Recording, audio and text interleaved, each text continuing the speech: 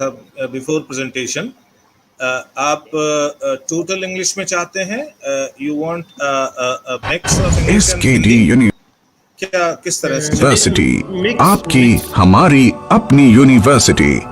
चुने एक ऐसी डगर जो आपको मंजिल के करीब पहुंचाए, जहां आपकी अभिलाषाओं को मिले एक नया रास्ता जो ले चले आपको प्रगति के पथ पर आत्मविश्वास के साथ। आइए राजस्थान की एक ऐसी संस्था में जो आपकी सोच को एक नई उड़ान दे, जो मंजिल तक पहुंचाने को तैयार है।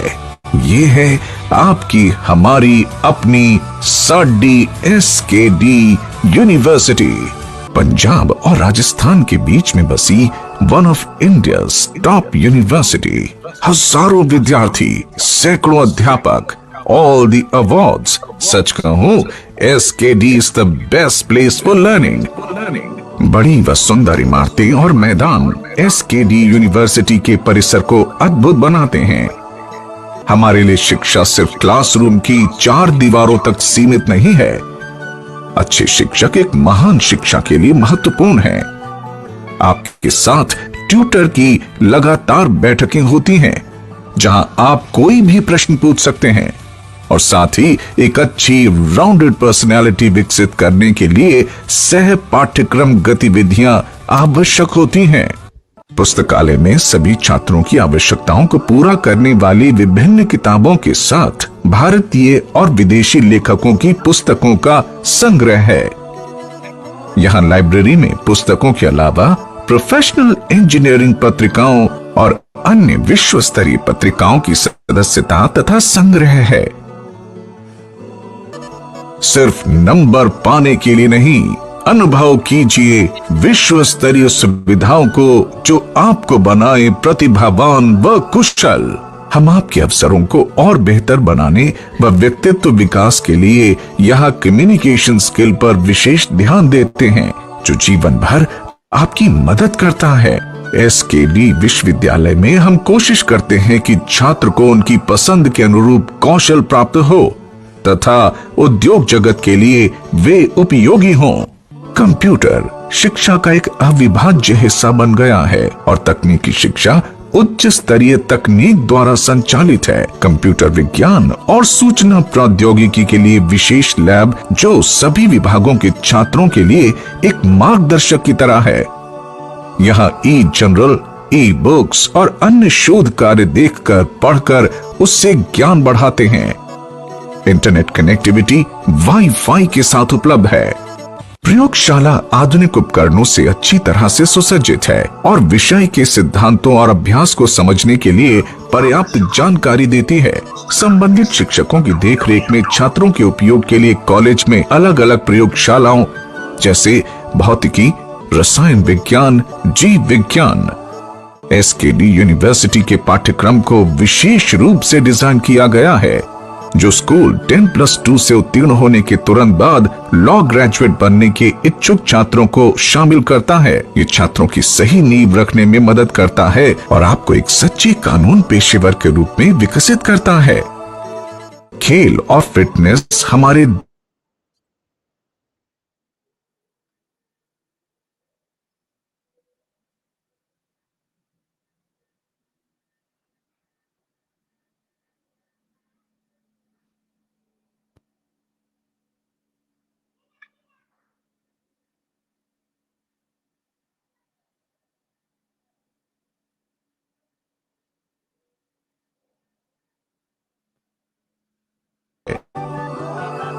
विशाल परिसर में मेस सुविधा के साथ छात्र और छात्राओं के लिए अलग अलग छात्रावास हैं।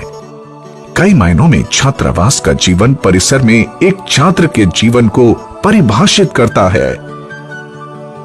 प्रत्येक हॉस्टल में इंडोर गेम्स और व्यायामशाला के लिए अलग अलग कमरे हैं। कुछ शिक्षा को एक दायित्व मान सकते हैं, कुछ इसे लेकिन कुछ ही इसे जुनून के रूप में देखते हैं। श्री खुशहाल दास यूनिवर्सिटी छात्रों के बहुआयामी विकास के लिए हमेशा तत्पर है। ये राजस्थान की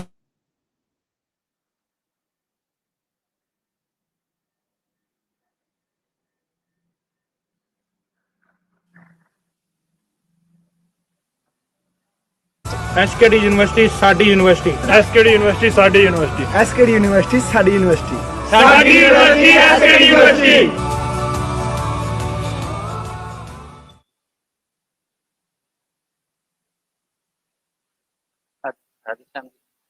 हाँ जी, नमस्कार sir. On behalf of the SKD University, I, Dr. Radhesham, welcome to all the participants and our eminent speaker, Dr. J.D. Soni. Now, over to Dr. Rajesh Kasma, Director of Research, SKD University, Hanumangarh. Over to Dr. Rajesh Kasma, sir. Thank you Gudra ji. Thank you, sir. सभी को नमस्कार। 5 day online workshop के आज तीसरे दिन के इस live session में सभी का स्वागत है। मैं सभी हमारे जो श्रोता लाइव हैं उनसे रिक्वेस्ट करूंगा कि इस फेसबुक पेज को ज़्यादा से ज़्यादा शेयर करें और लाइक करें। आज की इस कड़ी में हमारे जो मुख्य वक्ता हैं, गेस्ट स्पीकर हैं, doctor Jitendra D Soni, head हैं department of geography, government arts college Sikar, Rajasthan से। उन्होंने अपना post graduation, MPhil, PhD JNU university विश्वविद्यालय से किया है।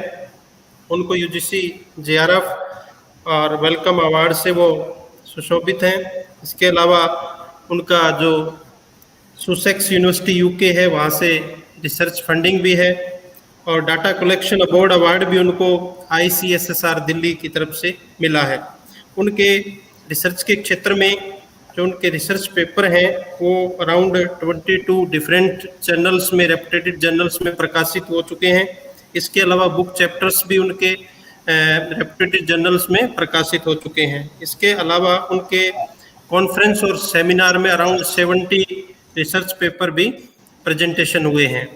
इसके अलावा जो उनका जो टीचिंग अनुभव है और एकेडमिक अनुभव है रिसर्च से संबंधित, वो एक लंबा एक्सपीरियंस है। आज हमारे साथ वो जुड़े हुए हैं।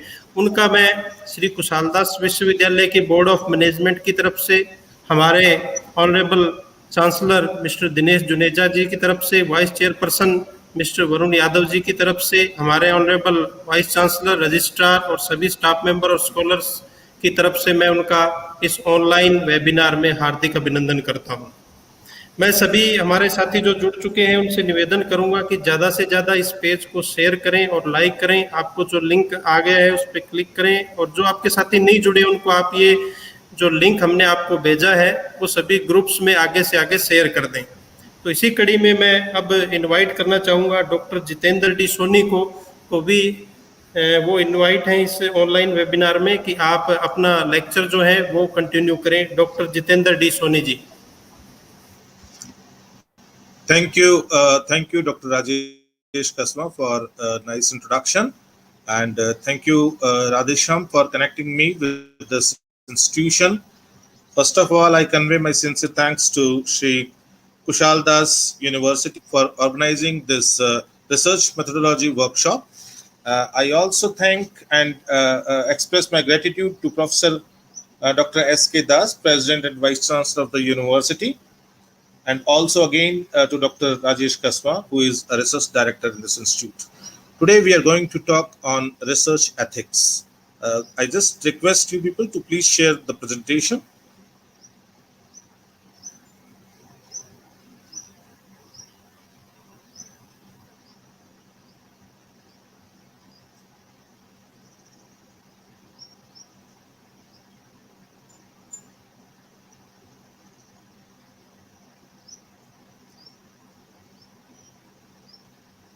I request you to please share the presentation. Sir, please add the presentation. Open the presentation.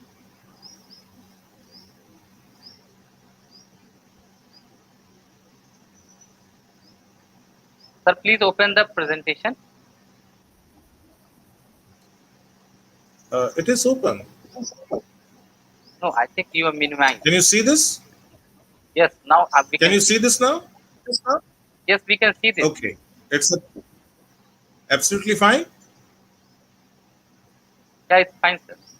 Yes. See, when we are talking about ethics in research, इसका मूल तात्पर्य ये है कि जब हम शोध के लिए आगे बढ़ते हैं तो हमें क्या करना चाहिए और हमें किन चीज़ों से परहेज करना चाहिए, ये मूल उद्देश्य है आज इस डिस्कशन का, क्योंकि ये बात बहुत हद तक आज प्रासंगिक है शोध के क्षेत्र में, कि शोध के क्षेत्र में यदि हम कोई भी काम करने जा रहे हैं तो ये मत सोचिए कि हम किसी भी नॉलेज प्रोडक्शन के लिए किसी भी तरह के इंस्ट्रूमेंट्स को अपना सकते हैं।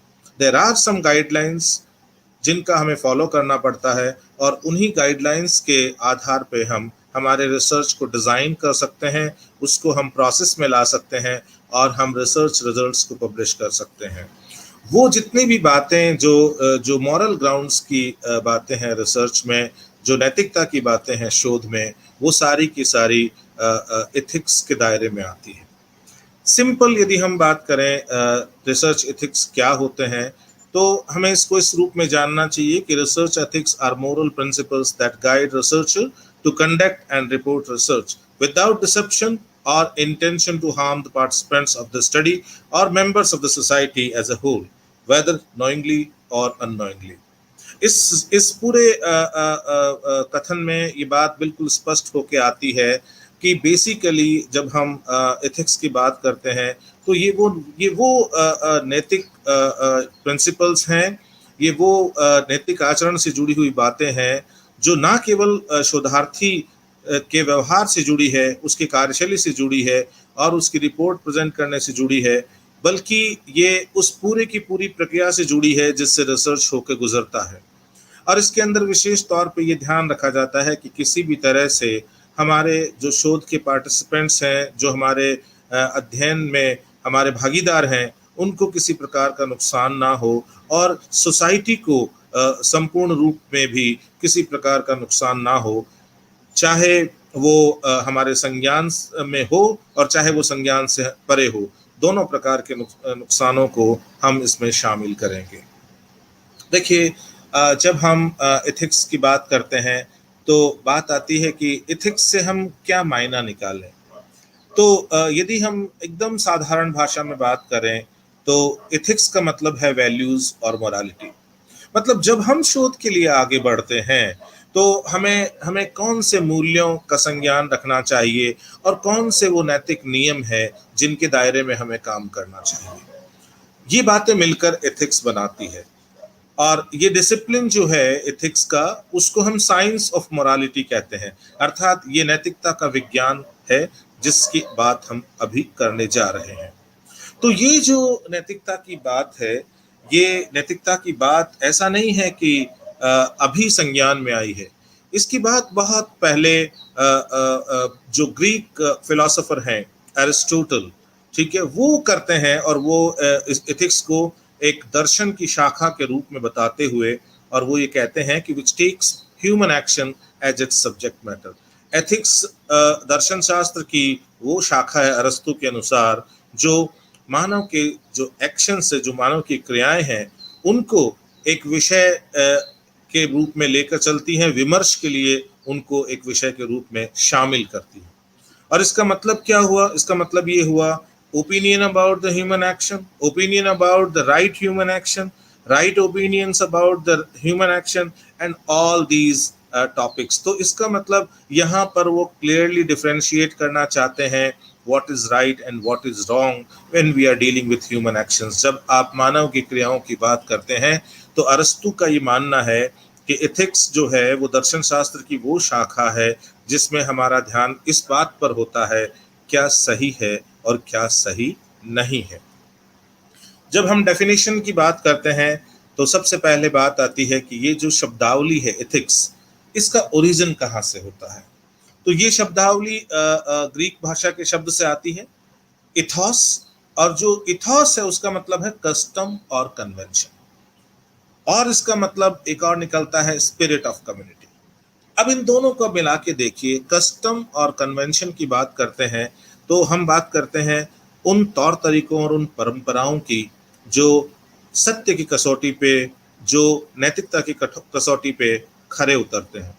और जब हम बात करते हैं स्पिरिट ऑफ कम्युनिटी की तो इसमें ये बात जुड़ जाती है कि इस शोध की पूरी प्रक्रिया में कहीं ना कहीं सोशल वेलफेयर का कॉन्सेप्ट जुड़ा होना चाहिए ताकि इसके जो नैतिक मूल्य हैं वो और ज़्यादा उभर कर सामने आए।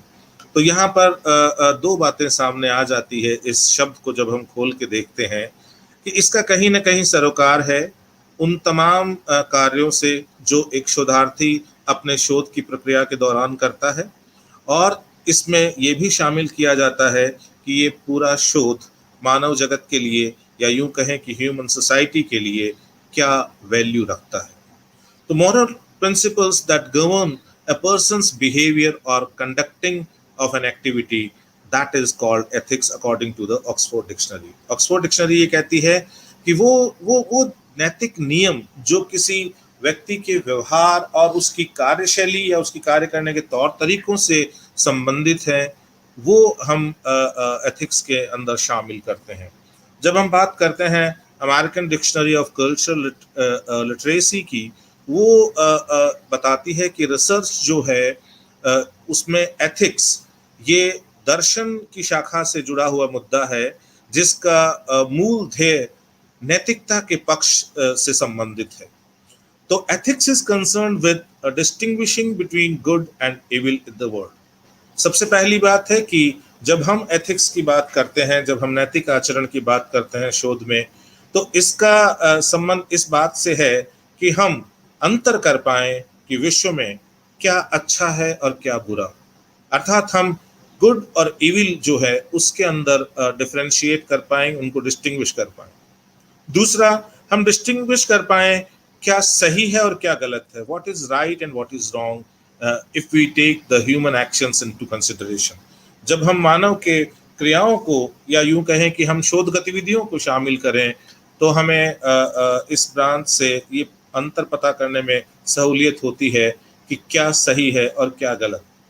और उसके बाद बात आती है कि ये इसमें भी हमारी मदद करता है कि हम अंतर पैदा कर पाएं किसमें virtuous and non virtuous characteristics of people.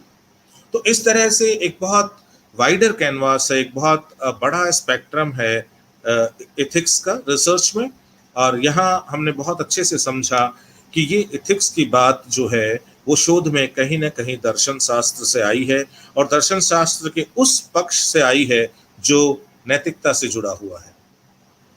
अब देखिए यहाँ पर हम एक बात करते हैं कि as per ethical ground adoption of right procedure and outcomes of research are more important than intentions per se। ये बहुत गहरी लाइन है। क्यों? क्योंकि हम यहाँ पर इस बात को समझना होगा हमें, और शोधार्थियों को भी इस बात पर ध्यान देना होगा कि जब हम एथिकल ग्राउंड्स की बात करते हैं, है ना, कि क्या सही है और क्या गलत है, क्या एथिक्स के दायरे में आता है और क्या अनएथिकल है, तो हमें ये ध्यान रखना पड़ेगा कि हमारा मूल ध्येय होता है कि we adopt a right procedure, कि हम एक सही तरीके को अपनाएं जब हम शोध के लिए आगे बढ़ें। और उसके बाद जो दूसरी बात आती है कि हम हमारे जो शोध के परिणाम आते हैं उनको लेके, उनके पब्लिकेशन को लेके भी एथिक्स को ध्यान में रखें। एथिक्स का सरोकार जो है वो यदि हम केवल और केवल इंटेंशन की बात करें, हमारा ध्येय क्या है उसकी बात करें, तो वो सर्वोपरि नहीं है, बल्कि सर्वोपरि ये है कि हम सही प्रक्रिया का चुनाव करें और हम जो हमारे शोध के परिणाम आते हैं उनको प्रकाशित करने, और उनके होने वाले परिणाम, मतलब हमारे शोध के परिणाम जब प्रकाशित होते हैं तो उससे किस तरह के परिणाम आ सकते हैं, जिन पर हमने शोध किया है वो किस तरह प्रभावित हो सकते हैं, इन सब बातों को हम कंसिडरेशन में लें। ये हमारे लिए बहुत इम्पोर्टेंट होता है। In research we need to consider how the imposition of the research on individuals can be balanced with the benefit of making the world a better place living। तो देखिए ये बहुत इम्पोर्टेंट है कि जब भी हम रिसर्च के लिए आगे बढ़ते हैं तो इस बात को संज्ञान में लेना बहुत ज़रूरी है कि जब हम किन्हीं व्यक्ति विशेष पर हम शोध करते हैं तो हमें इस बात का सदैव ध्यान रखना चाहिए कि हम इस बात को टारगेट रखें कि किस तरह से हम हमारे शोध के द्वारा ये जो हमारा संसार है उसको मानव जाति के लिए, मानव प्रजाति के लिए और बेहतर बना सकते हैं। और इसीलिए हमें यहाँ पर होमन की ये लाइन याद आती है कि ethics is the science of morality, कि एथिक्स जो है वो नैतिकता का विज्ञान है, and those who engage in it determine the value for the regulation of human behaviour. और जो इसके अंदर शामिल हैं, जो इस प्रक्रिया से जुड़े हुए हैं, those who engage in it, जो इसके अंदर अहम भूमिका निभा रहे हैं, determinate values for the regulation of human behaviour, वो मानव के व्यवहार को दिशा देने से संबंधित मूल्यों को तय करते हैं। इसलिए ये बहुत इम्पॉर्टेंट हो जाता है कि हम जब भी शोध की बात आए तो हम एथिक्स का जो इशू है उसको सरफेस पे रखें, और हम रिसर्च मोरालिटी जो है उसको संज्ञान में रख के ही हमारे शोध को आगे बढ़ाएं। नैन्सी वोल्टन का कहना है कि research that involves human subject और पार्टिसिपेंट्स रेज यूनिक और complex ethical, legal, social and political issues.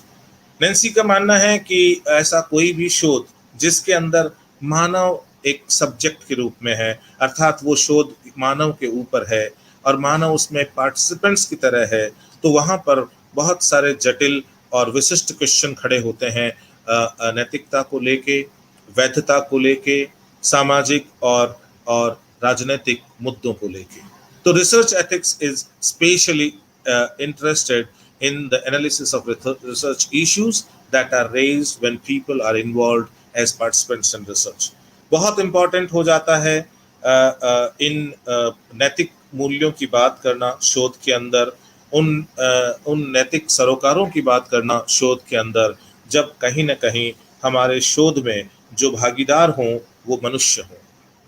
और उन्होंने यहाँ पर रिसर्च एथिक्स से संबंध में अपनी बात को आगे बढ़ाते हुए उन्होंने कहा कि जब हम रिसर्च एथिक्स की बात करते हैं तो इसके 3 प्रमुख उद्देश्य हैं।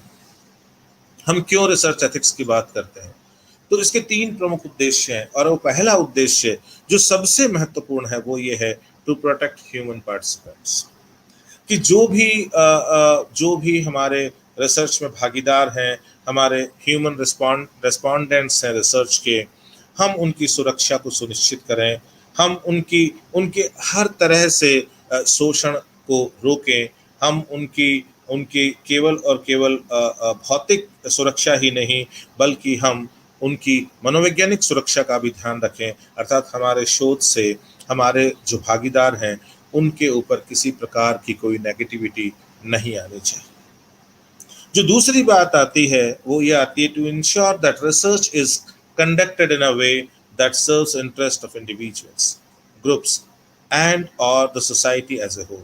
ये बहुत ध्यान रखने की बात है कि जो भी शोध हम संपादित कर रहे हैं, ठीक है, वो इस तरह से हमें करना चाहिए ताकि हम व्यक्ति विशेष के जो इंटरेस्ट हैं उनको भी हम सरोकार में रख पाएं, हम व्यक्ति समूहों के जो इंटरेस्ट एरियाज हैं उनको भी हम सरोकार में रख पाएं, और इन सब से ऊपर हम पूरी सोसाइटी के जो इंटरेस्ट हैं उनको भी हम हमारे जो रिसर्च का जो हमारा पूरा प्रोसीजर है उसमें हम उसको संज्ञान में रखें।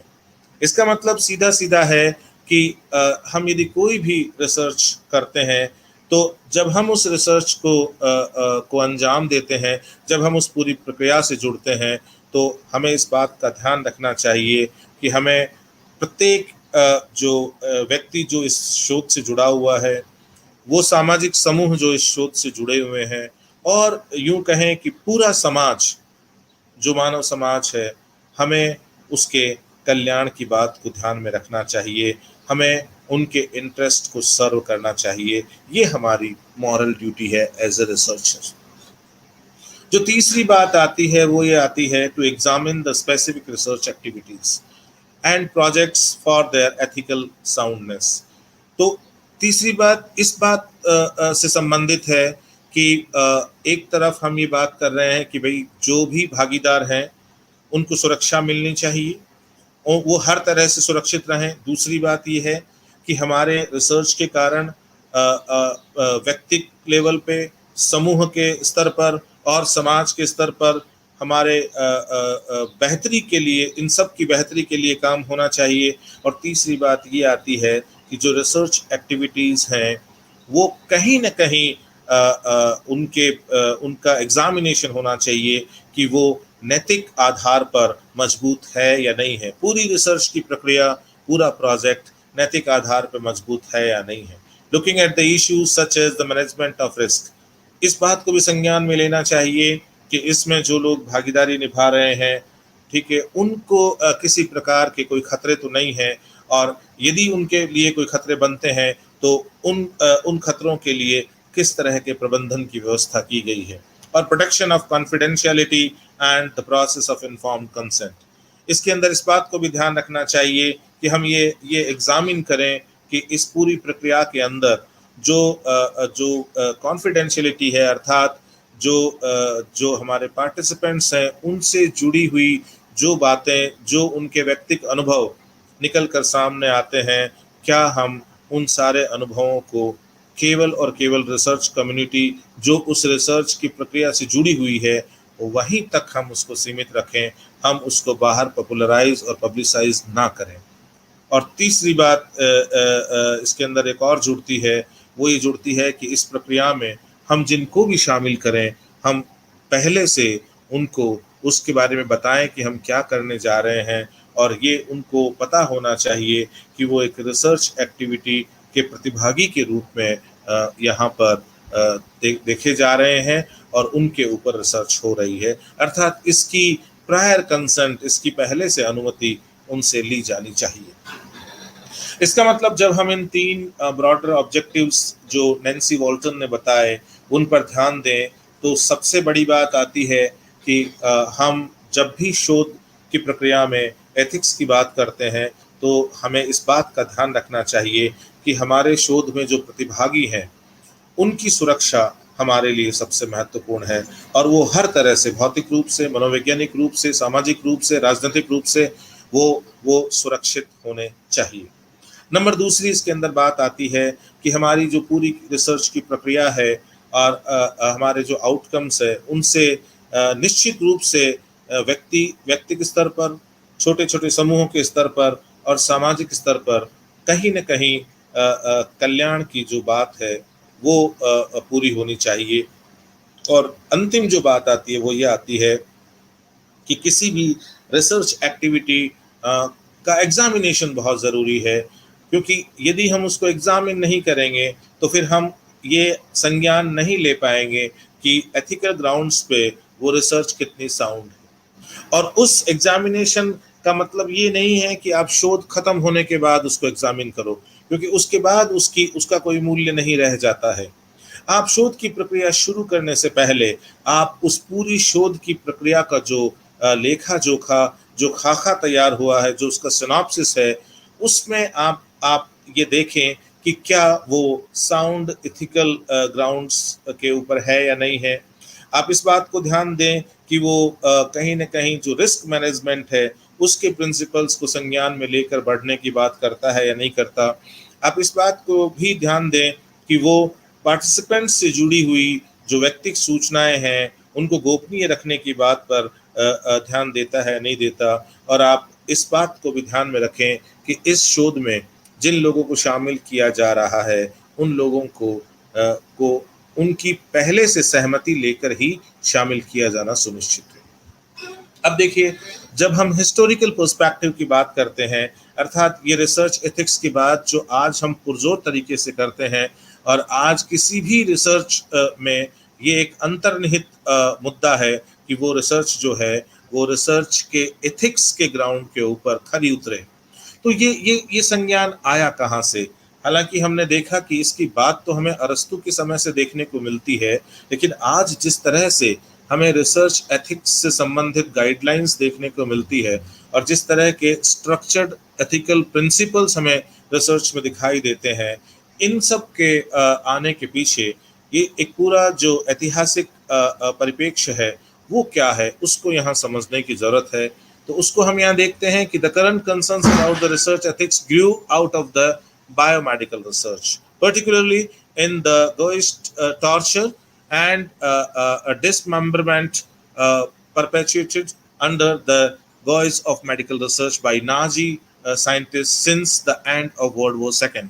हमें पता है कि विश्व युद्ध द्वितीय खत्म हुआ था, उसके बाद में जिस तरह से जो नाजी वैज्ञानिक थे उन्होंने जिस तरह से ह्यूमन पार्टिसिपेंट्स के ऊपर शोध का एक प्रक्रिया दर्शाई थी और उसमें बहुत सारे अमानवीय पक्ष निकलकर सामने आए थे और वो रिसर्च ज़्यादातर वो बायोमेडिकल एरियाज से रिलेटेड थी, लेकिन उसके बाद में लोगों का ध्यान बहुत तेजी से इस तरफ देखने को मिला और उसी का ये नतीजा हुआ कि वो जो वार टाइम मेडिकल रिसर्च हुई थी उसके कारण जस्ट द्वितीय विश्व युद्ध के बाद हमने देखा कि न्यूरेमबर्ग कोड आया 1949 में। न्यूरेमबर्ग कोड का मतलब ये हुआ कि इन्होंने कुछ इथिकल गाइडलाइंस जारी करी, ठीक है। So they establish principles for research on human subject. Most notably the subjects must voluntarily consent to participate in the study. इन्होंने यहाँ से जब ये न्यूरेमबर्ग कोड आया 1949 में, तो इन्होंने सबसे पहले इस बात को पुरजोर तरीके से रखा कि जो सब्जेक्ट्स हैं जिनके ऊपर आप शोध कर रहे हो वो वॉलंटरी होने चाहिए और उनकी कंसेंट उस शोध में प्रतिभाग के लिए पहले से ली जानी चाहिए। ऐसा वैक्सलर ने 1990 में अपनी राइटिंग में मेंशन किया है। हम देखते हैं कि इंस्टेंसेस देखते हैं रिसर्च में एथिकल वायलेशंस के, वो हमें बहुत ज़्यादा दिखाई देते हैं यूनाइटेड स्टेट्स ऑफ अमेरिका में। हालांकि अभी हमने एग्जाम्पल लिया था नाजी वर्ड से, हमने एग्जाम्पल लिया था जर्मनी से, लेकिन हमें ये नहीं भूलना चाहिए कि जर्मनी से हज़ारों मील दूर अमेरिका जो है वहाँ पर भी हमें ऐसे अनेकों एग्जाम्पल मिले जिसके कारण हमें एथिकल इश्यूज के ऊपर गाइडलाइन तैयार करने की और बढ़ने की प्रेरणा मिली। क्यों? क्योंकि उन केसेस में हमें लार्ज स्केल एथिकल वायलेशंस के एग्जाम्पल देखने को मिलते हैं। तो this ethical canon become the foundation of the declaration of Helsinki adopted by the World Health Organization in 1964 and revised in 1975 again. तो ये लेविन ने 1986 की राइटिंग में मेंशन किया कि ये जो एथिकल कैनन जो है उसकी नींव जो रखी जाती है वो हेलसिंकी डिक्लेरेशन से रखी जाती है। अर्थात हेलसिंकी में जो इसको लेके जो विमर्श होता है और उसके बाद वो एक डॉक्यूमेंट के साथ में आते हैं, उस डॉक्यूमेंट को हेलसिंकी डिक्लेरेशन कहा गया है और उस डॉक्यूमेंट को वर्ल्ड हेल्थ ऑर्गेनाइजेशन जो है WHO उसने 1964 के अंदर अपना लिया था और बाद में 1975 में उसको फिर से रिव्यू किया गया था। तो ये जो आज हम देखते हैं कि बहुत सारे विश्वविद्यालयों में एथिकल बोर्ड्स हैं, बहुत सारे इंटरनेशनल इंस्टीट्यूशंस हम देखते हैं जो एथिकल प्रिंसिपल्स को गाइडलाइन के रूप में जारी करते हैं शोध के लिए। तो ये सारी जो परंपरा हम देख रहे हैं इसकी शुरुआत जो है वो डिक्लेरेशन ऑफ हेलसिंकी से हमें दिखाई देती है। It was also the basis for the ethical guidelines for clinical investigation adopted by the American Medical Association in 1966। ये जो डिक्लेरेशन आया, हेलसिंकी डिक्लेरेशन आया, ये एक तरह से एथिकल गाइडलाइंस के रूप में अपनाया गया था क्लिनिकल इन्वेस्टिगेशंस के लिए भी, और अमेरिकन मेडिकल एसोसिएशन ने 1966 में इसको अपनाया था। The practice of wartime doctors could be seen as the most extreme case, but this did not end with Nazis only. हम ये जानते हैं कि हमें सबसे ज़्यादा क्रूर जो उदाहरण मिलते हैं एथिकल वायलेशन के, वो उन बायोमेडिकल रिसर्च में मिलते हैं जहां हम देखते हैं कि किस तरह से जो नाजी डॉक्टर्स हैं वो किस तरह से जो पार्टिसिपेंट्स हैं उन पर किस तरह के जो बायोकेमिकल्स है वो एडमिनिस्ट्रेट करते हैं, इस बात का संज्ञान ना करते हुए कि वो उनके लिए और उनके जीवन के लिए कितना नुकसानदायक साबित हो सकता है। लेकिन हमें ये बात ध्यान रखनी है कि ये एग्जाम्पल्स या यूं कहें कि इस तरह के वायलेशंस यहीं पे उनको विराम नहीं मिलता। बहुत दूर, यहाँ से बहुत दूर हम देखते हैं कि फैटल रिसर्च जो है वो बहुत सारे केसेस में पेशेंट्स के ऊपर अमेरिका में भी अपनाई गई थी। तो वो एग्जाम्पल्स जो अमेरिका से आते हैं वो संख्या में बहुत हैं, और उसके बाद कहीं न कहीं पे इस पूरी इथिकल इश्यूज को लेके बहुत ज़्यादा विमर्श शुरू हो जाता है विश्व समुदाय में। हम ये देखते हैं कि ये एथिकल वायलेशन केवल बायोमेडिकल साइंसेज या साइंस के फील्ड में ही नहीं पाए जाते। हम देखते हैं कि सोशल साइंस में भी एथिकल वायलेशंस के एग्जाम्पल्स हमें देखने को मिलते हैं। Social science research also contains the history of questionable and dubious ethical practices. Many behavioral scientists were involved in potentially ethnically unjustified research as well. बहुत सारे हमें ऐसे एग्जाम्पल मिलते हैं दुनिया में जहाँ पर हम ये देखते हैं कि बिहेवियरल साइंटिस्ट, जिसमें हम मूल रूप से शामिल करते हैं मनोवैज्ञानिक जो विज्ञानी हैं उनको, तो उनकी बहुत सारी शोध ऐसी सामने आती है जहाँ पे हम ये देखते हैं कि इथिकल वायलेशंस के एग्जाम्पल्स साफ दिखाई देते हैं। इसमें कुछ उदाहरण हम ले सकते हैं, जैसे स्टैनले मिलग्रैम्स का जो एक्सपेरिमेंट है 1963 का, उसको हम यहाँ पर ले सकते हैं कि किस तरह से वो अपने जो रिसर्च के पार्टिसिपेंट्स हैं उनके ऊपर इलेक्ट्रिक शॉक जो है वो एडमिनिस्ट्र करते हैं, उनको करंट के झटके लगाते हैं। ठीक है, इसी के एग्जाम्पल के रूप में हम लाउड हेम्प्रीज का काम भी ले सकते हैं जो 1970 के दशक में आया था, और किस तरह से ये कोवर्ट रिसर्च का एग्जाम्पल है। कोवर्ट रिसर्च का एग्जाम्पल ये होता है जिसमें रिसर्चर अपने आप को छुपाकर शोध करता है, और ये जो स्टडी ऑफ कैजुअल होमोसेक्सुअल के ऊपर थी, जिसको टी रूम ट्रेड कहा गया था, पॉपुलर हुई थी इस नाम से, और यहाँ पर ये क्वेश्चन खड़ा हुआ था कि how did Humphrey get access to them, किस तरह से हम्फ्री को उन तक पहुंच मिली। तो ये हम देखते हैं कि ये बहुत इम्पॉर्टेंट वो इंसिडेंसेस हैं, वो एग्जाम्पल्स हैं जिनके कारण बाद में पूरे विश्व समुदाय जो है उसको सोचना पड़ा कि हमें शोध जो है उसकी प्रक्रिया को कहीं न कहीं इथिकल या मोरल ग्राउंड्स पे हमें नियंत्रित करने की आवश्यकता है, हमें दिशा देने की आवश्यकता है। The goal of social science research is the production of knowledge or truth, and the aim should be to produce true accounts of social phenomena. बहुत अच्छी बात है, हम सब जानते हैं इस बात को कि सामाजिक शोध में भी ये बहुत प्रासंगिक है कि हम नए ज्ञान का सृजन करें और सत्य को उद्घाटित करें।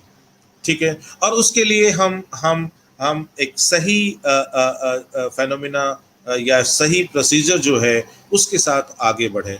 मैक्स वेबर और मर्टन ये कहते हैं कि वैल्यू न्यूट्रलिटी जो है वो बहुत इम्पॉर्टेंट हो जाती है यहाँ पर, क्योंकि सोशल साइंस रिसर्च के अंदर द वैल्यू ऑफ रिसर्चर जो है वो कई बार हमारे जो पूरे के पूरे रिसर्च के ऑब्जेक्टिव्स या रिसर्च की जो प्रक्रिया है उसको कहीं न कहीं ट्रूथ से डेविएट कर देती है। तो हमारा जो मूल ध्येय है वो ये है कि हम कोई भी शोध करें तो वैल्यू न्यूट्रलिटी के साथ में हम साइंटिफिक कम्युनिटी को कुछ नया दें, और उसके साथ साथ हम कहीं न कहीं ऑब्जेक्टिव ट्रूथ के लक्ष्य से आगे बढ़ें। तो इसका मतलब ये हुआ कि हम ज्ञान के उत्पादन के लिए, ज्ञान प्राप्त करने के लिए हम किसी भी कॉस्ट के ऊपर शोध को जारी रखें, तो इसका उत्तर आता है नहीं, हम ऐसा नहीं कर सकते, क्योंकि हम ये देखते हैं कि हैमर्सले और एटकिंसन 2007 में इस बात को पुरजोर तरीके से रखते हैं कि there are ethical issues surrounding social research just as there are with any other form of human activity. वो ये कहते हैं कि सामाजिक शोध में भी जो एथिकल इश्यूज हैं वो बहुत महत्वपूर्ण है। ये ठीक उसी तरह महत्वपूर्ण है जैसे अन्य मानवीय गतिविधियों के साथ इनका महत्व है। तो यहाँ पर फिर ये बात आती है कि भाई ये इस तरह के जो इश्यूज हैं वो किस तरह के एरियाज से संज्ञान रखते हैं, सरोकार रखते हैं। तो उन्होंने कहा कि इसका सबसे ज़्यादा संबंध है पावर और इनइक्वालिटी से, क्योंकि हम ये देखते हैं कि हमें सोसाइटी के अंदर पावर डिफरेंशियल्स मिलते हैं और बहुत लार्ज स्केल इनइक्वालिटी मिलती है। तो ये बहुत ज़रूरी है कि हम जब शोध के लिए आगे बढ़ें तो हम इस पावर गेम जो है उसको समझें और हम इसका इस्तेमाल कहीं भी जो हमारे रिस्पोंडेंट्स हैं उनके एक्सप्लॉयटेशन के ऊपर हमें ना देखना पड़े। हम देखते हैं कि जब एथिकल स्क्रूटिनी की बात आती है तो यहाँ पर हम इसको दो तरीकों से देखेंगे। जो पहला है कि ethical issues emanate from conflicting interests between the researcher and sponsor on one side and research participants and respondents on the other side। हमें देखते हैं कि ये जो एथिकल इश्यूज हैं ये कहाँ से निकल कर आते हैं। ये निकल कर आते हैं उस जद्दोजहद, उस जंग से जो हमें देखने को मिलती है उन लोगों के बीच जो क्लैश ऑफ इंटरेस्ट दिखाई देता है शोधार्थी और उनमें जो उस शोध को वित्तीय सहायता देते हैं। तो एक तो ये बहुत बड़ा इशू होता है क्योंकि बहुत सारी संस्थाएं जो शोध के लिए वित्त का अनुबंध करती है वो काफ़ी केसेस में देखने को मिलता है कि वो डायरेक्टेड रिसर्च चाहती हैं और उसके अंदर कई बार मैनिपुलेशंस की संभावना होती है। और दूसरी तरफ जो रिसर्चर होता है वो वैल्यू फ्री रिसर्च प्रोड्यूस करने में इंटरेस्टेड होता है, वो रियलिटी जो है उसको उद्घाटित करने में इंटरेस्टेड होता है। दूसरी तरफ हम देखते हैं कि कई बार हमें जो रिसर्च पार्टिसिपेंट्स अर्थात वो पूरा ग्रुप जो रिसर्च में लगा हुआ है उसमें और जो रेस्पोंडेंट्स हैं अर्थात जो इस शोध के अंदर जो प्रश्नावली का जवाब देते हैं या जिनके ऊपर जिनको ऑब्जर्व किया जाता है उनके जो ध्येय हैं, उनके इंटरेस्ट हैं, उनके अंदर भी हमें कई बार विरोधाभास देखने को मिलता है। तो हम ये देखते हैं यदि हम इसको 3 सब सेक्शंस में बांट के देखें तो one is the dominant and other is subjugated और पावरलेस कम्युनिटीज। तो हम ये देखते हैं कि यहाँ पर 2 तरह के सेक्शंस सामने आते हैं, एक जो डोमिनेंट है, एक जो यूं कहें कि कहीं ना कहीं पूरी की पूरी रिसर्च को डोमिनेट कर रहा है, और दूसरा हम यूं कहें कि जो पावरलेस है। जो डोमिनेंट है वो पावरफुल है, ठीक है, जिसका दबदबा है। तो ये दबदबा कई तरीके से हो सकता है, जैसे शोध करने वाला संस्थान या शोधार्थी जो है उसकी सोसाइटल रेपुटेशन कैसी है, उसका इंटेलेक्चुअल स्टैंडर्ड क्या है कम्युनिटी के अंदर, और जो सब्जुगेटेड हैं उनके अंदर जैसे मान लो किन पर शोध हो रहा है, जैसे वर्कर्स पे हो रहा है, फैमिली पर्सन जो है है ना, या नॉन एक्सपर्ट है, ठीक है। तो ये ध्यान रखना है कि ये जो पावर वर्सेस पावरलेस जो है इसके अंदर कहीं भी एक्सप्लॉयटेशन की गुंजाइश बनती है तो इथिकल इश्यूज वहां पर सामने आते हैं। दूसरा आता है कि जो conflict of interest of science and the interest of the subject और पीपल बीइंग स्टडीड, ये बहुत महत्वपूर्ण मुद्दा है। कई बार क्या होता है कि हम ये देखते हैं कि विज्ञान का सरोकार जो है वो केवल और केवल हमें नॉलेज प्रोडक्शन से देखने को मिलता है, अर्थात जो विज्ञान है उसका समर्पण होता है नॉलेज प्रोडक्शन की तरफ। और दूसरी तरफ कई बार क्या होता है कि नॉलेज प्रोडक्शन की दिशा में जब हम आगे बढ़ते हैं तो कहीं ना कहीं उन लोगों वो जो रिस्पोंडेंट्स हैं रिसर्च के, उनके इंटरेस्ट के साथ में कहीं ना कहीं कुठाराघात की स्थिति देखी जाती है। तो हमें ये भी ध्यान रखना चाहिए एथिकल स्क्रूटनी में कि हम इस बात को संज्ञान में लें कि कहीं पे यदि साइंस और रिस्पोंडेंट्स के इंटरेस्ट में क्लैश है तो हमें ये ध्यान रखना चाहिए कि किसी भी सूरत के अंदर हम रिस्पोंडेंट्स या जो पब्लिक है जिसका अध्ययन किया जा रहा है उसके जो ध्येय हैं, उसके जो इंटरेस्ट हैं, उनको कभी भी ताक पे नहीं रखा जाना चाहिए, उनको सदैव संज्ञान में रखा जाना चाहिए। जो तीसरी बात आती है रिसर्च इंटरेस्ट को लेके, वो संबंधित है ethics in between the research supervisor and student. ये इशू बहुत ज़्यादा इस पे बात नहीं की जाती है, लेकिन ये बहुत इम्पॉर्टेंट इशू है क्योंकि सुपरवाइज़र बहुत सारे केस में डोमिनेंट या पावरफुल कंडीशन में दिखाई देता है और स्टूडेंट सब्जुगेटेड और पावरलेस कंडीशन में दिखाई देता है। तो ये जो रिलेशनशिप है इसमें भी हमें कई बार एक्सप्लॉयटेशन के एंगल्स दिखाई देते हैं और जो एथिकल इश्यूज के रूप में कंसिडर किए जा सकते हैं। जो दूसरा इसका डायमेंशन है वो ये है कि रिसर्चर्स जो हैं they are interested in the values that may regulate the conduct of research. उनकी रुचि हो सकता है कि उन मूल्य में हो जो उस रिसर्च को आगे बढ़ाने से संबंधित हो। So the decisions we make at different stages in our research may have ethical implications even though we may not be aware of them. बहुत सारी बार ऐसा होता है कि हम जब शोध के लिए आगे बढ़ते हैं तो हमारे जो शोध की अलग अलग स्टेजेस हैं उसमें बहुत सारे जो एथिकल इश्यूज हैं वो निकल कर सामने आते हैं, बहुत सारी एथिकल इम्प्लीकेशंस हमें देखने को मिलती है और बहुत सारी बार हमें उनका संज्ञान भी नहीं होता, हमें उनके बारे में पता भी नहीं होता। हम यदि अली और कैली के वर्क को देखें 2012 में जो वर्क आया था उसमें कहा गया है कि even when deciding on the topic for the study we are making a choice about a population to investigate. वो ये कहते हैं कि एथिकल इश्यूज की शुरुआत उस शोध की शुरुआत से हो जाती है जहां हम शोध के क्षेत्र का निर्धारण करते हैं कि हमें शोध करना किस पे है, हमारे शोध का विषय क्या होगा, हमारा शोध किस पर होगा, ठीक है। एंड दिस में हैव द एथिकल इम्प्लीकेशंस। ये भी जो है ये कई प्रकार के एथिकल इम्प्लीकेशंस से जुड़ा हो सकता है। क्यों? क्योंकि हम कौन सी जनसंख्या पर शोध कर रहे हैं, कौन हमारे रेस्पोंडेंट्स होंगे और हमारे शोध का विषय क्या है, यहीं से कई तरह के एथिकल कंसर्न्स जो हैं वो सामने आने लगते हैं।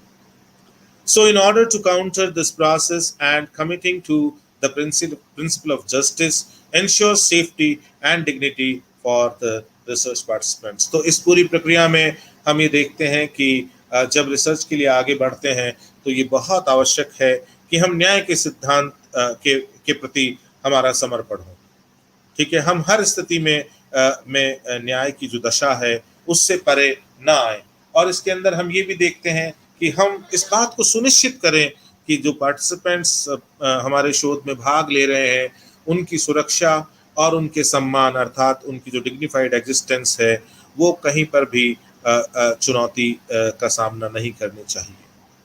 इसके भी दो आयाम हैं और उसमें एक आयाम है strict application of normative standards और ethical guidelines are stressed। आज की तारीख में मैं आपको कुछ वेबसाइट्स भी बताऊंगा लास्ट में।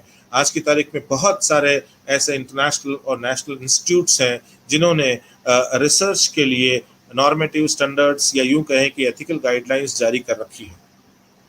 तो हमें ध्यान रखना चाहिए कि जब हम शोध के लिए आगे बढ़ें, शोध के लिए विषय का चयन करें, शोध के लिए जनसंख्या का चयन करें, शोध प्रक्रिया का चयन करें, शोध के लिए विधि तंत्र का चयन करें, तो हमें कहीं न कहीं इस पूरी प्रक्रिया को अपनाने से पहले हमें इसकी एथिकल स्क्रूटनी करनी चाहिए और उसके लिए हमें एथिकल गाइडलाइंस जो है उनको संज्ञान में रखना चाहिए।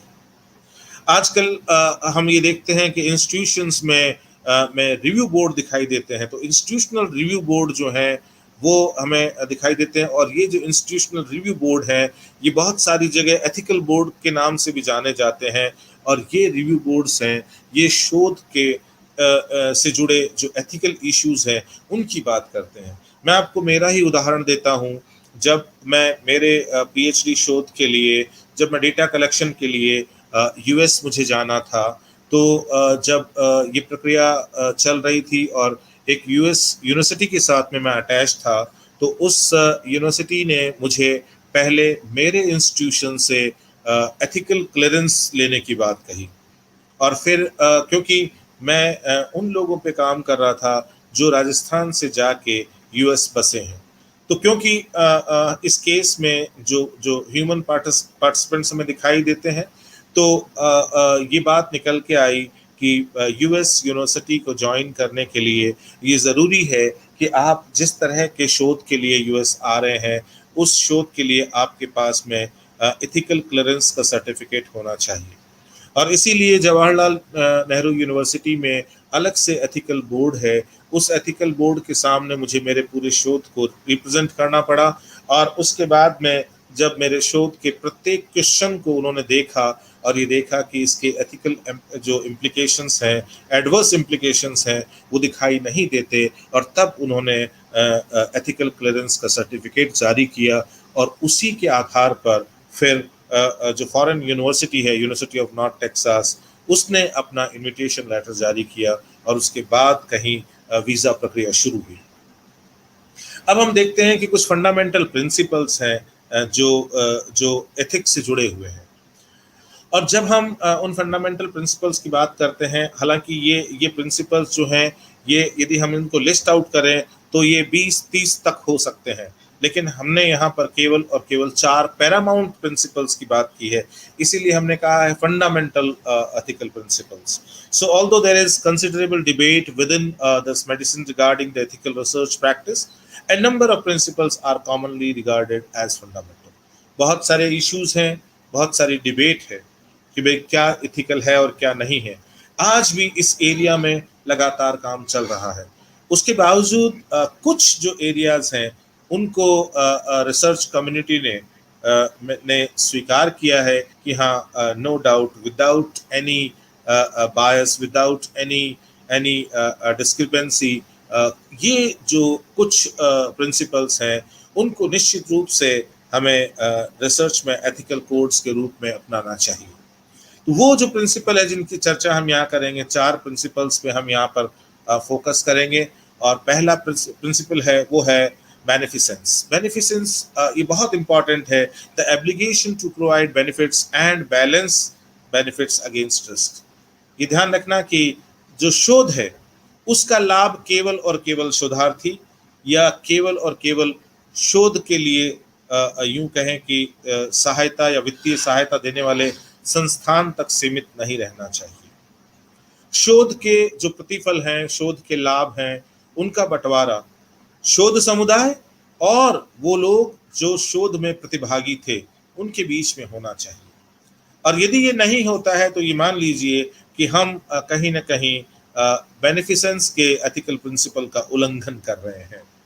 ठीक है। और यहाँ पर ये बात भी ध्यान रखने की है कि यदि उस शोध में कोई थोड़ी बहुत भी कहीं पे रेस्पोंडेंट्स को रिस्क का सामना करना पड़ रहा है या पड़ सकता है, तो उसकी एवज में उसको यूं कहें कि मुआवजा जो है वो मिलना चाहिए, अर्थात उसको बैलेंस बेनिफिट जो है रिस्क के अगेंस्ट वो सुनिश्चित होने चाहिए। और ये प्रिंसिपल जो है ये हर स्तर पर बिना किसी विवाद के एक्सेप्टेड है। हम दूसरी बात करते हैं नॉन मैलेफिसेंस की।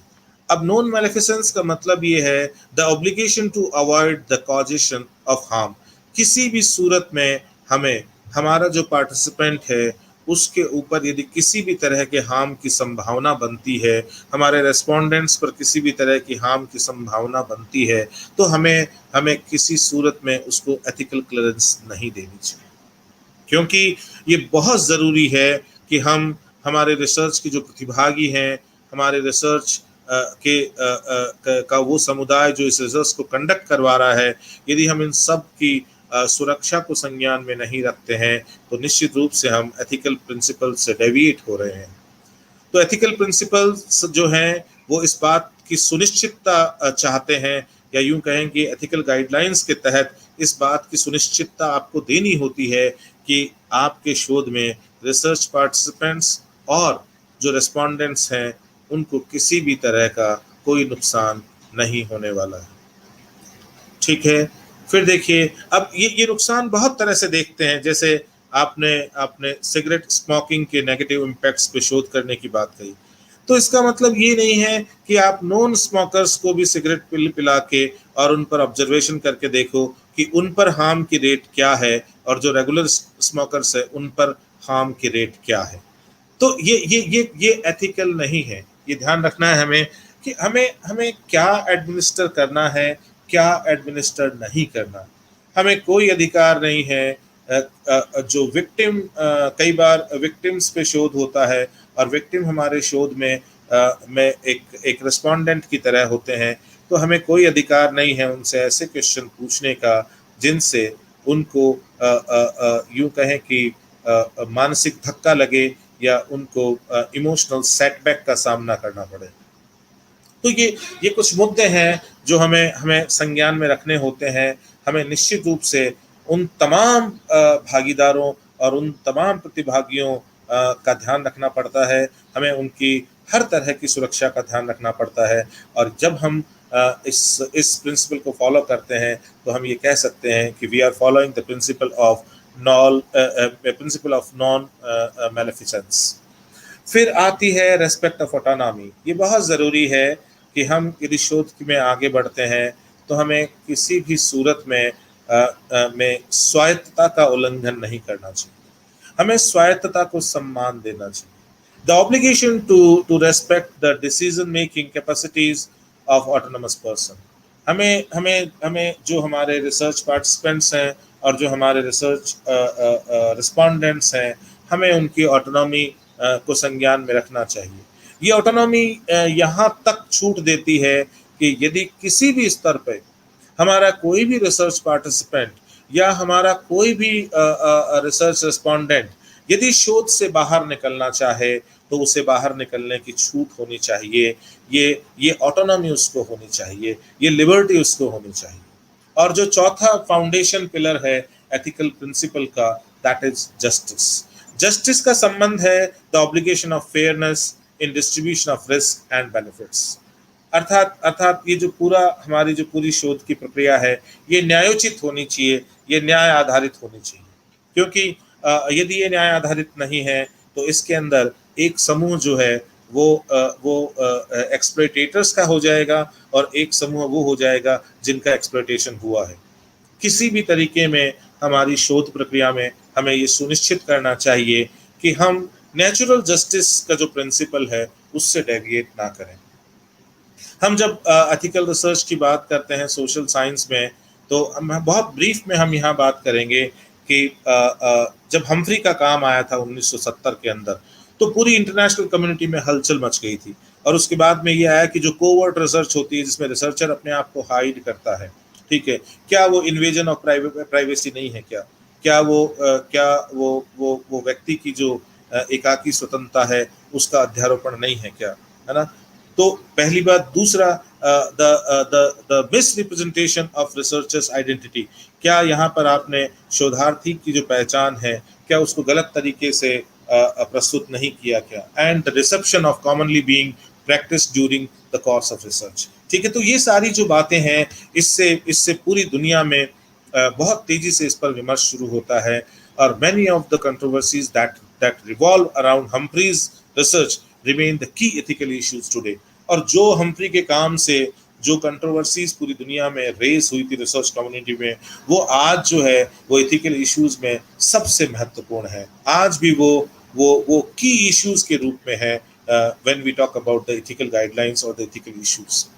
And these ethical principles of medical science जो हमने बात की अभी, बेनिफिसेंस की, नॉन मैलेफिसेंस की, रेस्पेक्ट ऑफ ऑटोनॉमी की और जस्टिस की, ये ध्यान रखना कि ये जो फंडामेंटल प्रिंसिपल्स हैं, those are not confined to science only, those are not confined to medical science only, those are also confined to the social science research as well, है ना? इन सब जो फंडामेंटल नियम जो प्रिंसिपल्स हैं जिनकी बात हमने की, उनकी प्रासंगिकता वो पूरी की पूरी शोध प्रक्रिया पे है, चाहे वो शोध प्रक्रिया विज्ञान से संबंधित हो, चाहे वो शोध प्रक्रिया सामाजिक विज्ञान से संबंधित हो। In social science research the informed consent, this privacy, harm, exploitation and beneficence are considered and debated a lot.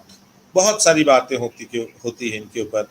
और ये ध्यान रखना, ये बहुत इंपॉर्टेंट है जो लाइन अब मैं बोलने जा रहा हूँ हमारे उन नवीन शोधार्थियों के लिए जो अभी शोध कर रहे हैं, कि ये जितने भी जो प्रिंसिपल्स है, जिन एथिकल प्रिंसिपल्स की हम बात कर रहे हैं, that are not only applicable for field research और एथनोग्राफी और क्वालिटेटिव रिसर्च, ये केवल इन तक कन्फाइंड नहीं है, इनका संबंध है, it is equally applicable for the quantitative research like surveys और डिजिटल इंटरव्यूज और थ्रू ईमेल्स।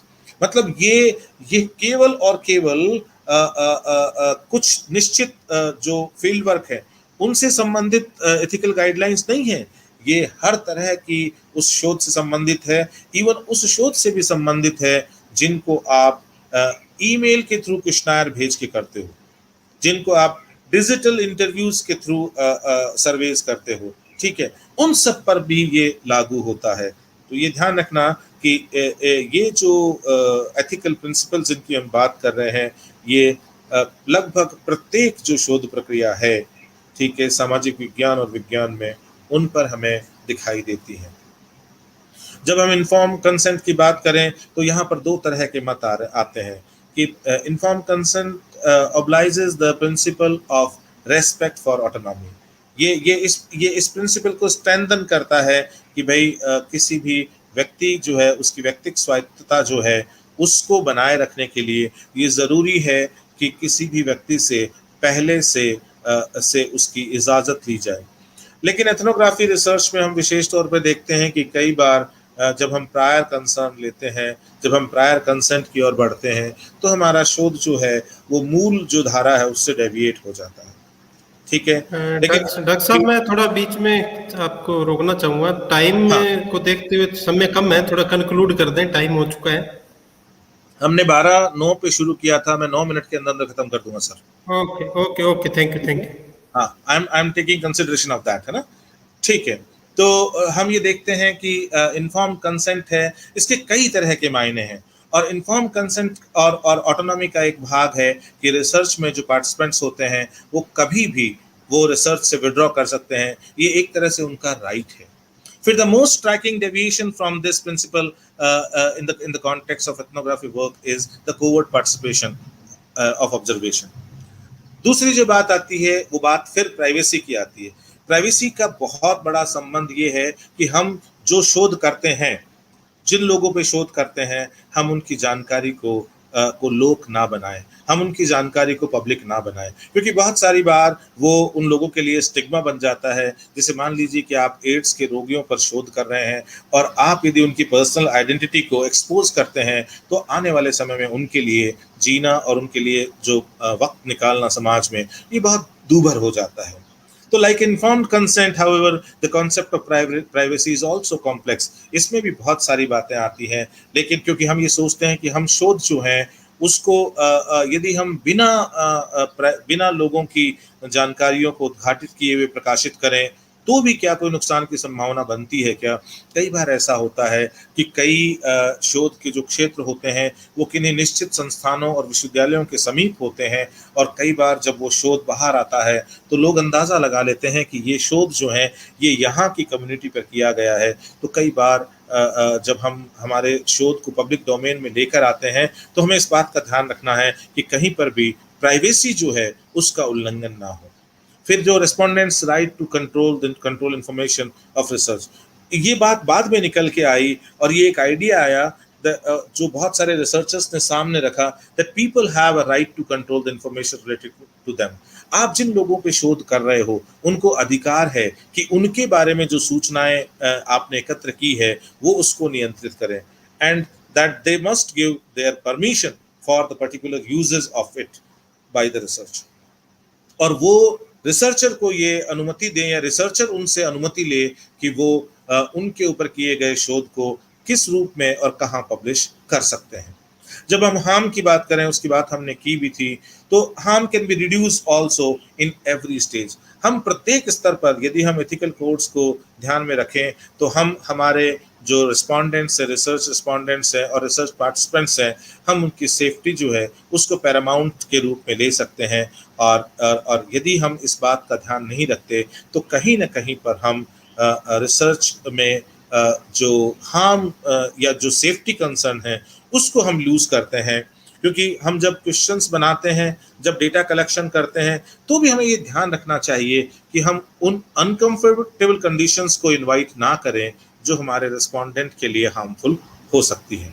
एक्सप्लॉयटेशन की बात हमने की थी, इसके बहुत सारे आयाम हैं, तो हमें ध्यान रखना चाहिए कि हमें शोध के अंदर बेनिफिसेंस जो है उसके प्रिंसिपल को हर हालत में फॉलो करना चाहिए, और केवल मॉनिटरी टर्म में नहीं, रिसर्च के आउटकम्स जो हैं वो रिसर्च में प्रतिभाग लेने वाले और रिसर्च में जो इंस्ट्रूमेंटल कम्युनिटी है उसके अंदर बंटने चाहिए। उसमें कहीं भी डोमिनेंट लोगों को उसका फ़ायदा जो है वो नहीं मिलना चाहिए। ठीक है। और इसी के अंदर the another ethical practice is the protection of right of privacy which is attached to this. अब देखिए बात आती है कॉन्सिक्वेंसेस ऑफ फर्दर रिसर्च की। तो ethical issues are often difficult to define and harder still to work with. अभी भी हम ये कहते हैं कि बहुत मुश्किल है जो नैतिक पक्ष है शोध के उनको डिफाइन करना, क्योंकि बहुत सारी कंट्रोवर्सीज आज भी बहुत सारे मुद्दों पर है और उनके साथ में काम करना। लेकिन इसके बावजूद भी ये बहुत जरूरी है कि आने वाला प्रत्येक शोध जो है वो एथिकल प्रिंसिपल्स को फॉलो करे। जब हम बात करते हैं कि दिस में become the relevant in the formation of research questions, कहाँ पर हमें एथिकल इश्यूज का ध्यान रखना है? जब हम रिसर्च क्वेश्चंस बनाएं, जब हम सैम्पलिंग का चुनाव करें, जब हम डेटा जो है उसको कलेक्ट करें फील्ड से, ठीक है, जब हम रेस्पोंडेंट्स के साथ मिलें, है ना, जब हम डेटा एनालाइज करें, जब हम राइटअप तैयार करें, जब हम उसको पब्लिश करें, हर एक स्टेज पे जो एथिकल कोड्स जो हैं वो हमें ध्यान रखने पड़ते हैं, हमें एथिकल प्रिंसिपल्स के साथ में आगे बढ़ना पड़ता है। तो ethics here are centred on procedural issues. ये पूरी की पूरी जो शोध की प्रक्रिया है उससे जुड़े हुए हैं, and specially on the principle of informed consent or maintaining the confidentiality. ये दो बहुत पैरामाउंट चीजें हैं कि हम शोध जिन पर कर रहे हैं उनको पहले से संज्ञान और सूचना होनी चाहिए और हमें गोपनीयता का विशेष ध्यान रखना चाहिए। जब हम बात करें इंडियन सिनेरियो की, तो बहुत सारे रिसर्च एथिक्स हैं जो इंडियन सिनेरियो में हम लेकर चलते हैं, और 12 ऐसे प्रिंसिपल्स हैं जिनका नाम यहाँ लेना आवश्यक है। पहला, एसेंशियलिटी। हमें ध्यान रखना है कि ये रिसर्च जो है ये कितनी एसेंशियल है और ये समाज के लिए कितने उपयोगी हो सकती है। Then voluntariness, informed consent and community agreement. हमें ध्यान रखना है कि हम निश्चित रूप से केवल उन्हीं पर शोध करें जो इसके लिए वॉलंटियर हैं, जो स्वयं अपने आप को शोध के लिए प्रस्तुत कर रहे हैं, जिनको पहले से संज्ञान है कि हम क्या कर रहे हैं, ठीक है, और जहां पर हमें समुदाय की स्वीकृति प्राप्त है। नॉन एक्सप्लॉयटेशन का प्रिंसिपल हमें ध्यान रखना चाहिए। किसी भी स्तर पर और किसी के भी बीच जो है एक्सप्लॉयटेटिव रिलेशनशिप हमें रिसर्च में देखने को नहीं मिलनी चाहिए। हमें गोपनीयता का विशेष ध्यान रखना चाहिए। प्राइवेसी और कॉन्फिडेंशियलिटी हमारा पैरामाउंट कंसर्न होना चाहिए। Then precaution and risk mitigation होना चाहिए। हमें हमारे रिस्पोंडेंट्स और जो रिस्क पार्टिसिपेंट्स हैं, हमें उनकी सेफ्टी कंसर्न्स को ध्यान में रखना चाहिए। प्रोफेशनल कॉम्पिटेंस बहुत ज़रूरी है, अर्थात जब भी हम रिसर्च के प्रोसीजर्स में आगे बढ़ते हैं तो यदि प्रोफेशनल कॉम्पिटेंस नहीं है तो कहीं ना कहीं हम जो एथिकल इश्यूज है उनको इग्नोर कर सकते हैं। अकाउंटेबिलिटी और ट्रांसपेरेंसी बहुत ज़रूरी है एक शोधार्थी के लिए कि वो अपने काम के लिए अकाउंटेबल हो और उसमें पारदर्शिता हो। Minimisation of the public interest and distributive justice. हमें हर हालत के अंदर लोक कल्याण और हमें न्याय की जो कसौटी है उसको ध्यान में रखना चाहिए। इंस्टीट्यूशनल अरेंजमेंट्स का हमें ध्यान रखना चाहिए कि एथिकल बोर्ड्स वगैरह आदि से हमारी रिसर्च होकर जाए, हमारा रिसर्च प्लान होकर जाए। पब्लिक डोमेन में जब वो आती है तो हमें ध्यान रखना चाहिए कि पब्लिक डोमेन में रिसर्च के आने से हमारे रिसर्च में जिन लोगों ने भाग लिया उनको किसी भी तरह का नुकसान नहीं होना चाहिए। और टोटलिटी ऑफ रिस्पॉन्सिबिलिटी, हमें हर एक जो रिसर्च का पक्ष है उसके लिए स्वयं हमें उसका उत्तरदायित्व लेना चाहिए। और कंप्लायंस, अर्थात जो प्रोमिसेस हम करते हैं हमें उन पर खरा उतरना चाहिए। यदि हम प्रोमिसेस करते हैं कि हमारे रेस्पोंडेंट्स को कुछ लाभ देने की तो हमें वो लाभ देने चाहिए। हम यदि प्रॉमिस करते हैं कॉन्फिडेंशियलिटी की तो वो गोपनीयता हमें रखनी चाहिए। अब देखिए बहुत सारे रिसर्च कंडक्ट्स जो हैं वो स्वीकार्य नहीं है जब हम एथिकल कोड्स की बात करें, और वो मिसकंडक्ट्स जो हैं उनमें आता है फैब्रिकेशन। आपको डेटा मैनिपुलेट करने की, आपको डेटा बनाने, रिजल्ट बनाने, इस तरह की चीज़ों से बचना चाहिए, है ना। फाल्सिफिकेशन, आपको मैनिपुलेशन नहीं करना चाहिए रिसर्च के मटेरियल के साथ में, रिसर्च की मेथोडोलॉजी के साथ में और रिसर्च के रिजल्ट्स के साथ में, क्योंकि यदि आप ऐसा कर रहे हो तो आप वास्तव में एक ऐसी रिसर्च प्रोड्यूस नहीं करोगे जो सोसाइटी में रियलिटी को रिप्रेजेंट करे। ऑन प्लेजरिज्म, अर्थात आप यदि किसी के भी शोध को अपने शोध के लिए आप यदि बेस बना रहे हैं, उनके आइडियाज़ को इस्तेमाल कर रहे हैं, उनके रिजल्ट्स को इस्तेमाल कर रहे हैं अपने शोध को स्ट्रेंथन करने के लिए, तो ये बहुत ज़रूरी है कि आप उनको क्रेडिट दें। यदि आप उनको क्रेडिट नहीं देते हो तो फिर ये भी एक तरह का मिसकंडक्ट है। और रिसर्च मिसकंडक्ट है उसमें ये चीज़ शामिल नहीं होती है, does not include the honest error. जो ईमानदारी से आप काम करते करते कोई गलती आपसे हो गई तो वो उसमें शामिल नहीं होती है। और दूसरी बात, डिफरेंसेस ऑफ ओपिनियन इसमें शामिल नहीं होता। आप जब शोध के लिए आगे बढ़ते हैं तो आपकी ओपिनियन जो है वो दूसरों से अलग हो सकती है, वो कभी भी मिसकंडक्ट का हिस्सा नहीं हो सकती। ये मैं कुछ आपके सामने कुछ लिंक्स दिखा रहा हूँ। ये जैसे अमेरिकन साइकोलॉजिकल एसोसिएशन है, economic and social research council United Kingdom, association of south the social anthropologist UK, then Australian government और the economic and social research council UK. ये कुछ लिंक मैंने दिखाए हैं। इन्होंने बहुत बेहतरीन तरीके से रिसर्च एथिक्स की गाइडलाइंस जारी कर रखी हैं। आप इनमें से कुछ को अपना सकते हैं। आप इनको पढ़ के रिसर्च एथिक्स, आपके शोध में रिसर्च एथिक्स जो हैं वो लागू हो रहे हैं या नहीं हो रहे, आप उनकी पालना कर रहे हो या नहीं कर रहे हो, आप आराम से इन रिसर्च एथिक्स गाइडलाइंस को पढ़ के और आप अपने शोध को डायरेक्ट कर सकते हैं। और यहाँ पर मैं चाहूँगा मैं एक्नॉलेज करूँ डॉक्टर आसिमा जैना को, जो मेरी बहुत अच्छी फ्रेंड है और जिनके वैल्यूएबल सपोर्ट और शेयरिंग से ये प्रेजेंटेशन जो है ये जिस रूप में मैंने आपको प्रेजेंट किया उस रूप में संभव हो पाया। Thank you very much. Thank you doctor Jitendra ji, आपने बड़े ही विस्तार जो है रिसर्च एथिक्स की इम्पोर्टेंस, प्रिंसिपल और एक एक चीज़ को बड़े ही क्लियर तरीके से इंग्लिश और हिंदी माध्यम में आपने डिफाइन किया। सभी स्कॉलर से मेरा निवेदन है कि जो आज का ये लेक्चर है ये आपके रिसर्च का एक महत्वपूर्ण पार्ट है। और मैं यहाँ बता देना चाहता हूँ कि यूजीसी ने भी दिसंबर 2019 में एक नोटिफिकेशन दिया है जिसमें कोर्स वर्क में इसको शामिल किया गया है, इस चैप्टर को, इस सब्जेक्ट्स को।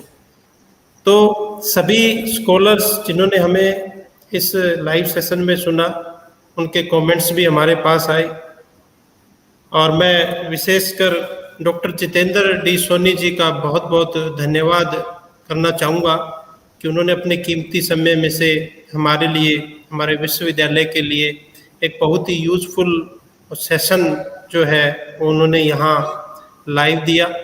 उसके लिए उनका बहुत बहुत आभार। और इसी के साथ जितने भी हमारे साथी हमारे साथ जुड़े, स्कॉलर जुड़े, उनका भी बहुत आभार। और हमारे जितने भी साथी जुड़े उनसे मैं निवेदन करना चाहूँगा कि कल फिर हम 12 बजे हम 5 डे वर्कशॉप है, उसका चौथा दिन है, उसमें एक नई शख्सियत के साथ हम फिर मिलेंगे आपसे। तो मेरा निवेदन ये है कि जो साथी सुन नहीं सके, इस लाइव सेशन में नहीं आ सके, उनके लिए भी मैं बता देना चाहता हूँ कि श्री कुशालदास विश्वविद्यालय के जो फेसबुक पेज है और यूट्यूब चैनल है उस पर ये रिकॉर्डेड लाइव रहता है। आप वहाँ से इसको सुन सकते हैं। जो आपके साथी रह गए उनको आप बता सकते हैं। इसी कड़ी में मैं आपको बता देना चाहूँगा कि सेशन 2021-22 के एडमिशन श्री कुशालदास विश्वविद्यालय में शुरू हो चुके हैं। इसका रजिस्ट्रेशन किसी भी छात्र को किसी भी विषय में करवाना है तो ऑनलाइन रजिस्ट्रेशन यूनिवर्सिटी की वेबसाइट www.skduniversity.com पर उपलब्ध है। बीएससी एग्रीकल्चर जो छात्र 12वीं कर चुके हैं, जो कृषि के क्षेत्र में अपना कैरियर बनाना चाहते हैं, उनके लिए बीएससी एग्रीकल्चर के जेट के आवेदन भी आ चुके हैं और उनकी लास्ट डेट 11 जुलाई है, तो वो भी आवेदन करें। श्री कुशालदास विश्वविद्यालय में बीएससी एग्रीकल्चर पाठ्यक्रम भी अवेलेबल है, मास्टर डिग्री कोर्सेज भी अवेलेबल है, रिसर्च प्रोग्राम भी अवेलेबल है। तो हमारा इस पेज के नीचे एक नंबर चल रहा है, एडमिशन क्वेरी है, किसी भी को कोई भी किसी प्रकार के एडमिशन से संबंधित जानकारी लेनी है तो वो इस पे संपर्क कर सकते हैं और यूनिवर्सिटी के हेल्पलाइन नंबर पे वो किसी भी समय संपर्क कर सकते हैं। तो डॉक्टर जितेंद्र डी सोनी का बहुत बहुत धन्यवाद, सभी का बहुत बहुत धन्यवाद। कल फिर मिलते हैं एक नई आशा के साथ। Thank you. जय हिंद, जय Bharat. Thank you very much.